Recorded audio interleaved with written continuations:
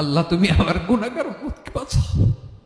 এই দুনিয়ার বুকে রব্বুল আলামিন সব নবীকে একটা করে দাওয়া মুস্তাজাবা দিয়েছেন, মানে যে দোয়া করলে কবুল হয়ে যায় সাথে সাথেই।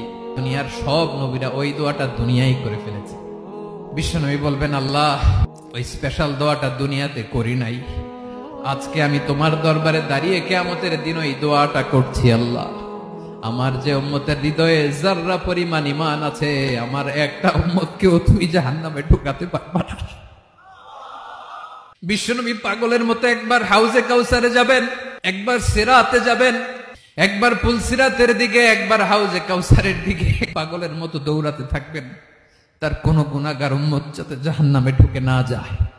উম্মতি বিশ্বনবী আমার জন্য কাঁদবেন, আপনার জন্য কাঁদবেন, আমাদের জন্য সেদিন কেঁদে কেঁদে জাহান্নামের দরজায় দাঁড়িয়ে আমাদেরকে টেনে টেনে জান্নাতে ঢুকাবেন।